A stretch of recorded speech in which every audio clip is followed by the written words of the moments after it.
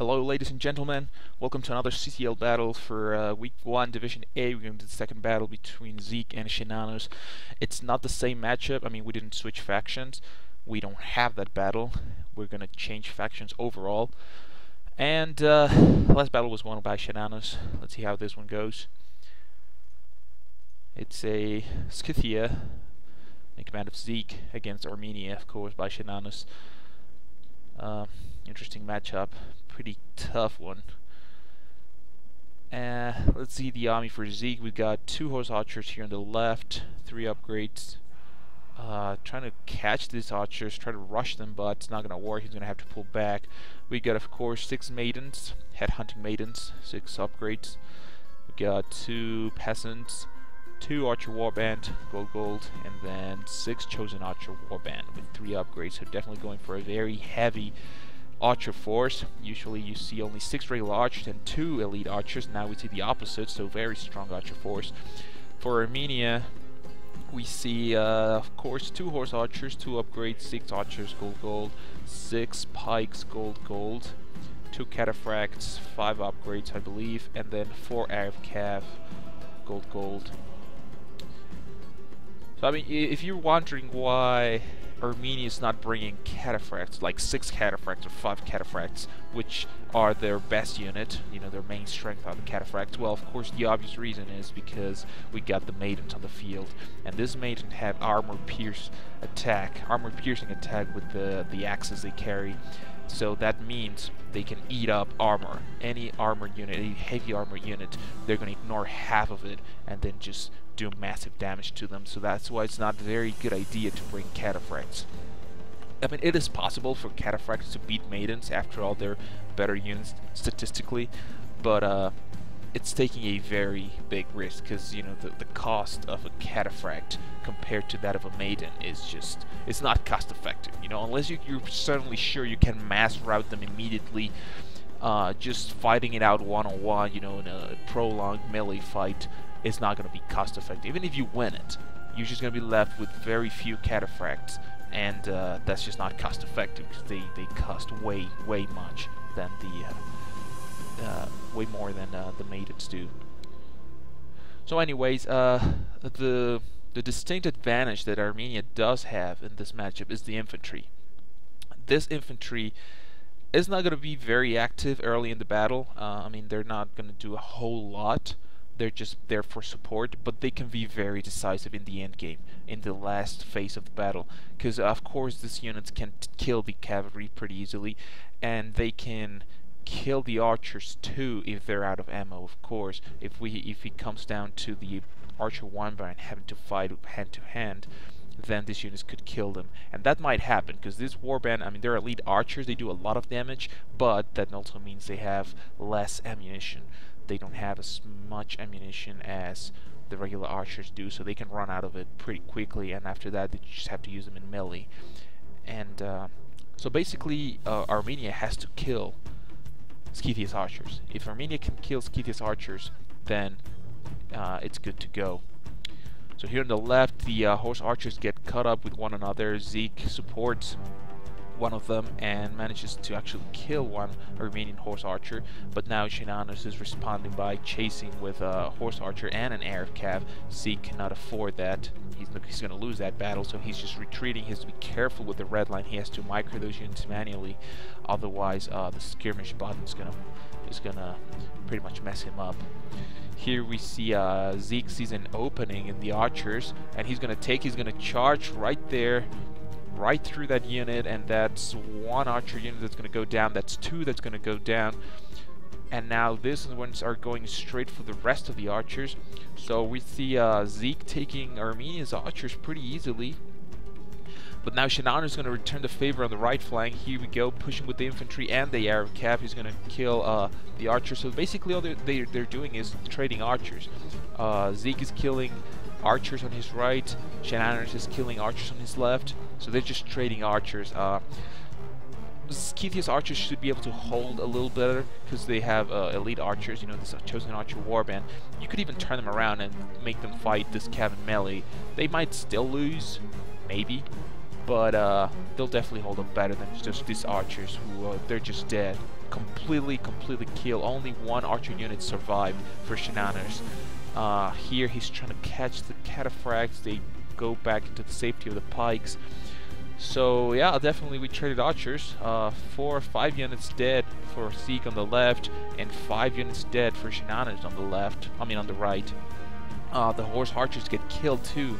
Zeke's HoS archers get killed, and Seannaners gets the upper hand in that fight. So a pretty good trade for Armenia. I think Armenia comes out on top of that trade because taking out the archers is what Armenia wants, because they have the distinct advantage of pikes.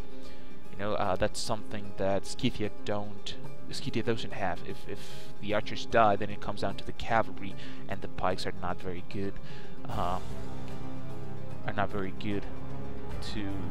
To fight. I mean, the cav is not very good to fight pikes, so definitely there's going to be an advantage for Armenia. Zeke shouldn't have quite allowed that, all those archers of his being killed, but 2 of them managed to come back. We see 2 archer warband coming back. This Arab cav just stuck there in the red line, and here we see charging the cataphract with the maidens. Zeke has to get out of there because the pikes are coming. If he holds on too long into the melee fight, he's going to lose those maidens, and the general is there, which could be a pretty big deal. He sees the rest of the units coming, and it's a mass rout as he pulls out of there. Those units might come back. Some of them are still pretty good in numbers, but definitely a big punch for Zeke. He's still got the missile advantage, a big missile advantage, so now he's just shooting up as many pikes as he can, trying to take down. I mean, he doesn't have nearly enough archers to kill all these pikes on time.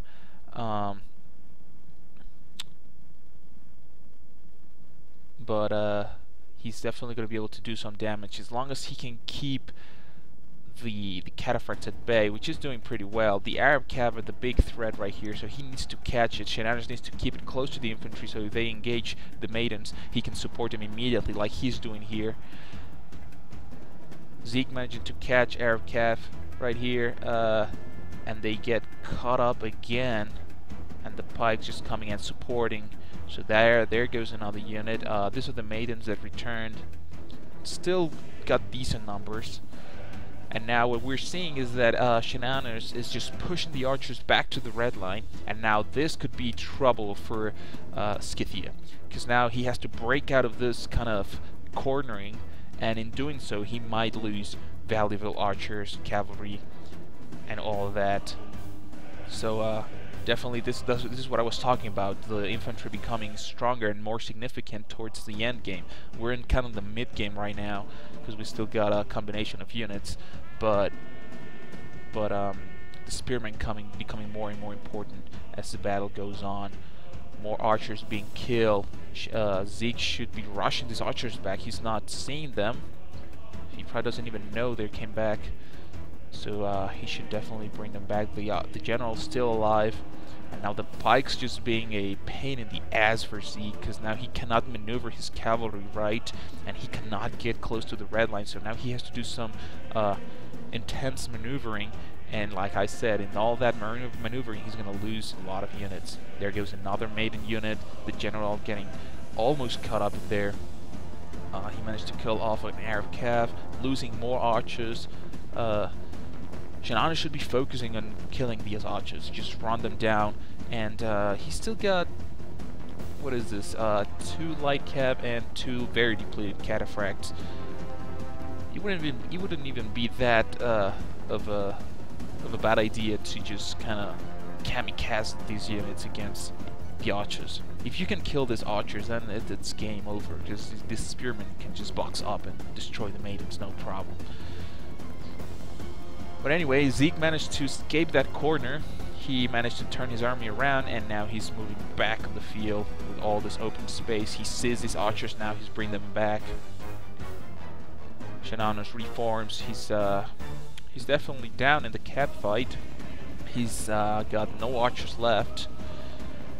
But this combination of a lot of pikes and cavalry could be pretty deadly. Zeke is just going to have to skirmish to death. Shoot and shoot and shoot. The problem is that he's got very few archers. This chosen archer warband, they have to be I'm not sure how they are in ammo. They have to be close to half of it, if not less than half. And the other two archers are not going to be able to do a lot of damage to 6 pikes. There's just not enough arrows in them. Plus, you still got one HoS archer, which can do more damage to the archers. So anyway, let's move this forward. Let's speed it up. The maidens here chasing them. He has to be careful because the maidens, as good as they are fighting, they're exhausted now. And of course, as you probably know, when units are exhausted, their stats drop, their combat efficiency drops, and they're not as good in combat as they can be. But actually, the same holds true for Armenia. Their units are exhausted. The cataphracts are exhausted. The cav, the Armenian cav, or average cav is very tired. We see the pikes are also exhausted. So both armies pretty low on stamina. We might see some resting. So Seannaners is just walking his units, moving his cav to the right. These archers are just shooting up these maidens, trying to take with them as many as they can. And Zeke is just shooting his arrows at the infantry. He needs to kill that infantry. Okay, so here we go. We're gonna see a flanking maneuver with the cav, trying to take out the cataphracts. He manages to strike the cataphracts, but they rout immediately on contact. Their morale was just too low, combined with their exhaustion. That was not a very good combination. And now this is what I was talking about, just launching attacks on the archers. Even if you lose your cav, they're well worth it, because all the archers you can take with you are going to be very good for Armenia.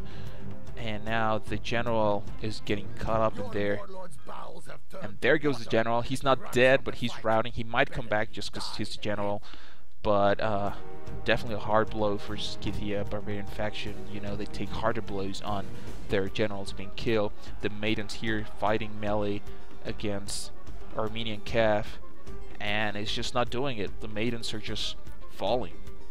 And I mean, and that's the thing, they're not elite units. That's what I was talking about at the beginning of the battle. It's deceptive to use maidens because they seem to be.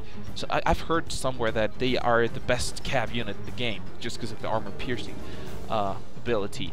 And yes, indeed, they can pretty much kill every single cav in the game because of that ability. But they're still light cav. They're still light cav. If you try to do hammer and anvils with them, they're gonna die. A lot of them are gonna die. Their morale is way lower than elite cav.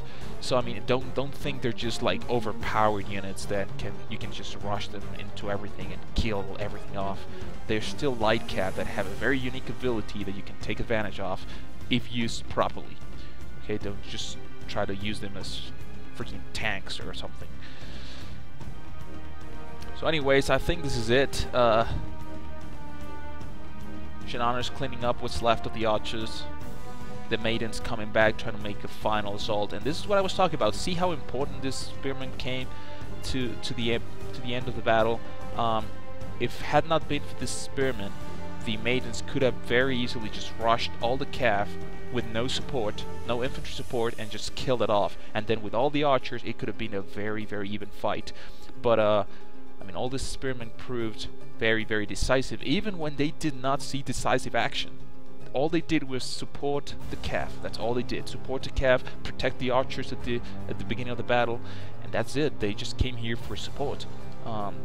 Had Zeke killed off more cavalry and had some archers left, then we would have seen a more active role for this spearman. We would have seen a box maybe, and then it would have come down to just shooting them in a final charge. But we didn't get to that point. Zeke just admits defeat, and that's good game. That's a good game. That's 2-0 for Seannaners. I'm not sure how the other two matchups went. Go to the forum, the link is right here in the description of the video, so you can see the results, the screenshots, the charts, everything is in there. So that's it for today. We're gonna have some more matchups coming up. We're getting some more replays. Please keep uploading them. We're gonna try to do as many as we can. Good luck in your games. Keep going. Thanks for watching. See you around.